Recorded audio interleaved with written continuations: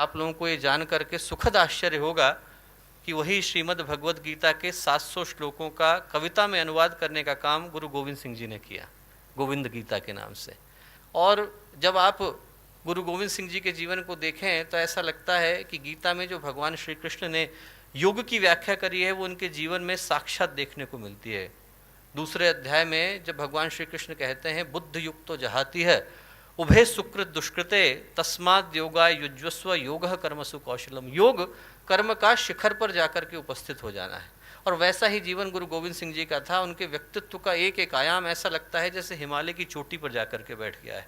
उनके विषय में बोलें तो ऐसा लगता है जैसे भगवान कृष्ण या गुरुदेव के विषय में बोल रहे हैं। 3000 के करीब पुस्तकें गुरुदेव ने लिखी, 24 गायत्री के महापुरुष चरण करे, इतना बड़ा संगठन खड़ा किया, साधक थे, संत थे, तपस्वी थे, व्यक्तित्व का हर आयाम शिखर पर था। और वैसा ही गुरु गोविंद सिंह जी के विषय में बोलते हुए लगता है। और दो अद्भुत सोचें गुरु गोविंद सिंह जी इस देश को, इस राष्ट्र को दे करके गए। पहली, राष्ट्र के प्रति अगाध निष्ठा, अटूट भक्ति। आज यदि इस देश की पश्चिमी सीमाएं इतने सारे आक्रमणों को झेलने के बाद भी बिना किसी खरोंच के खड़ी हैं दोस्तों, तो उसके लिए यहाँ की भूमि, यहाँ की मिट्टी, यहाँ की धरती, यहाँ का आकाश, यहाँ का पानी, यहाँ की वायु एक एक सिख का कर्जदार है। एक एक सिख का, खालसा का कर्जदार है, गुरु गोविंद सिंह जी का कर्जदार है। क्योंकि राष्ट्र के लिए अपने आप को बलिदान कर देना उनने अपने स्वयं के परिवार से सिखाया। 4 पुत्र थे, 2 हत हो गए, 2 को चिनवा दिया गया। एक जो पुत्र थे युद्ध में मारे गए, जो चौथे सबसे छोटे थे लौट करके घर आए। गुरु गोविंद सिंह जी ने पूछा क्यों आए? बोले प्यास लगी थी।